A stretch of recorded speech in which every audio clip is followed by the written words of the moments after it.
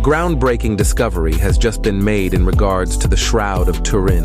You know, I've recently become a Christian. That don't mean you have to become a Christian. I mean, it's working for me pretty well. I feel an incredible relief in this nihilistic time, bereft of all meaning, filled with corruption and loss, with no virtue except for that which is signaled, with no principles except for those that can be utilized. The idea that the creator of the simulation stepped inside the simulation himself to show us how we might live, to redeem us, to offer himself in sacrifice, to me seems incredible. But where is the historical, empirical, scientific evidence for it? Well, it seems that the Shroud of Turin, at least, may be legitimate. Now, religion is always going to be, to some degree, a matter of faith. The idea that there is a God, that there is a creator, these are things that will be difficult to empirically demonstrate in the same way that it's difficult to empirically demonstrate that there was nothing at all preceding the Big Bang, or that primordial atomic morasses somehow became conscious eventually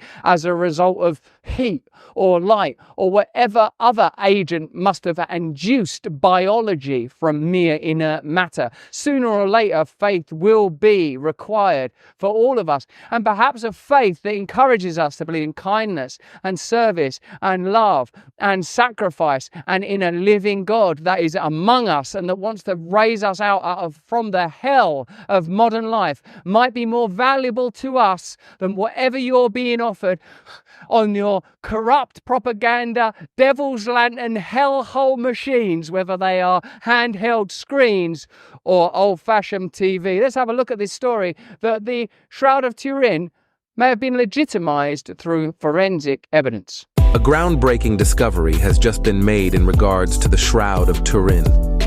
A controversial linen shroud, regarded by millions to be the one Jesus was buried in, has baffled the world for centuries. The shroud bears a faint image of the front and back of a bearded man, which many believe is Jesus's body miraculously imprinted onto the fabric.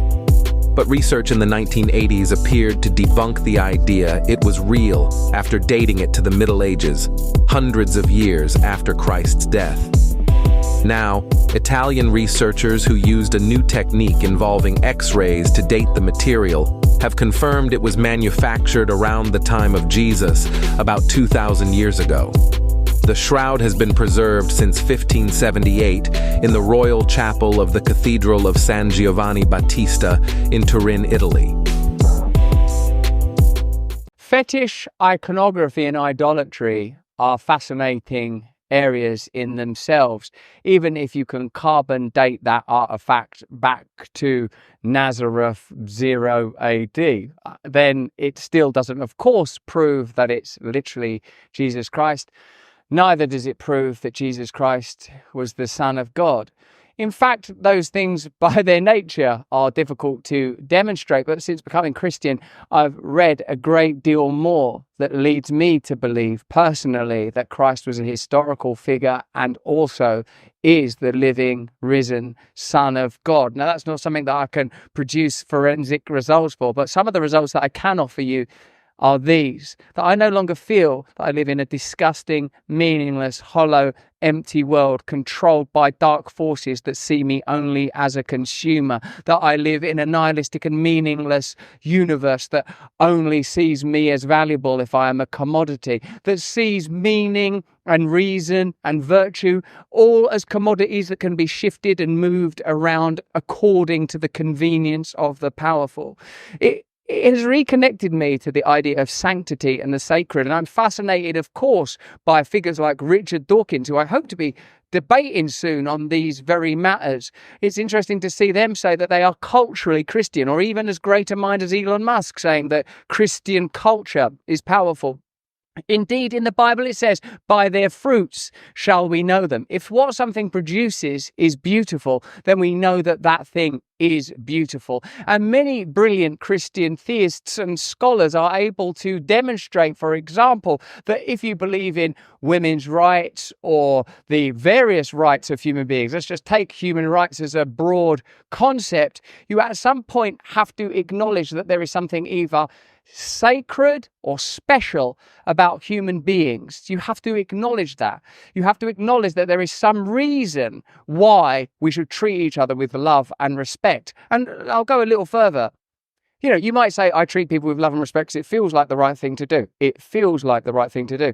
Well, on that basis, if people feel like it's not the right thing to do, if they feel like it's the right thing to do to centralize power, to globalize power, to say that there's no such thing as God and there's no such thing as nature, and the apex of all being and existence is the human mind, and if we want to reorganize our lives and reorganize our bodies and reorganize our systems according to the rational will of the most powerful people, there is no higher idea that prevents us from doing that. We are not creatures created by some omnipotent, omniscient force. No, we are ourselves the vanguard of all being, and it is through reason that we will reorder our lives and the universe.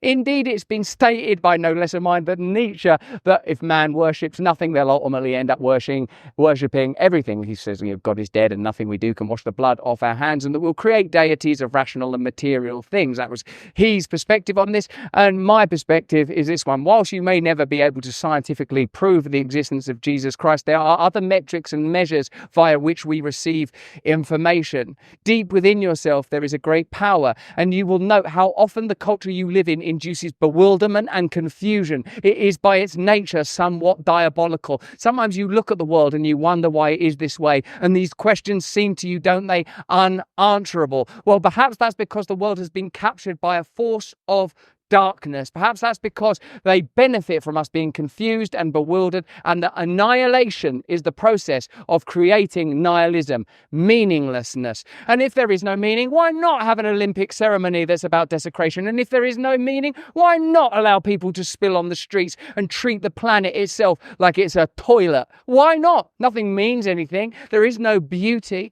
There is no true virtue. There are no real principles. Well, the scientific existence of Jesus Christ would be a step towards that, but the faith-based belief in Jesus Christ is the arrival at that destination, and that's something at least that I can testify to honestly, for I have experienced it. But as I say, that's just what I think. Let me know what you think in the comments and the chat. Remember to like and subscribe, and to follow our content wherever we create it. What do you like? What do you want? These are actually snacks that are available from Rumble. Rumble make these snacks, you see. This is a brand called Positive. It's a pet food brand that Rumble have. But also they have a pet insurance that is an affiliate to it. You know, like dogs can go from very high energy to being sick in an instant. And you know, it's like if you have to call a vet, like when they're out of hours. It's a terrible way to manage your dog's health. Not to mention it can be very stressful for you. So there's this emergency pet kit that you can get from Positive Health, which contains critical medications and supplies that can keep you out of vets and maybe even save your dog's life. So if you want to use it, go to Positive, that's spelled like P-A-W, positive.com/brand. That's Positive, P-A-W-S, itiv.com/brand, and get your pet emergency kit that's got critical meds in it like activated charcoal and styptic powder, and you can get 15% off using the code BRAND today. Go to positive.com/brand and use the code BRAND to get 15% off. I like these Rumble connected organizations because they've been so supportive. Good boy. So supportive to our channel. It's great to give a little bit back. There it is.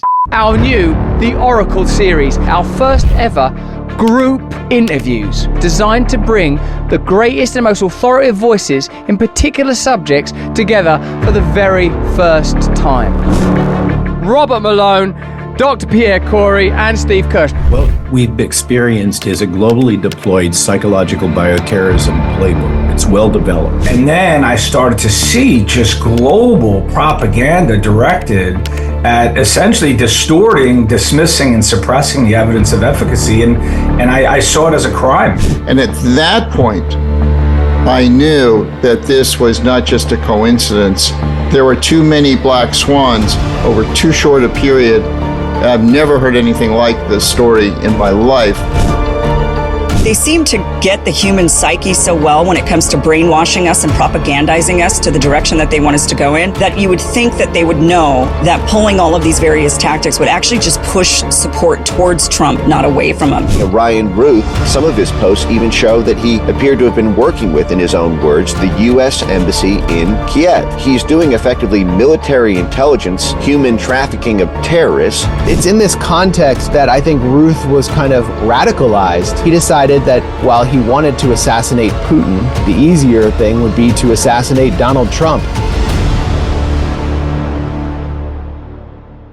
Hey, thanks for watching. If you want to see more uncensored content where free speech can flourish, join our live stream. Click the link right here to watch the next video if you want to, or become a member of a growing movement. Download the Rumble app and you'll be informed every time we make a new piece of content. Stay free.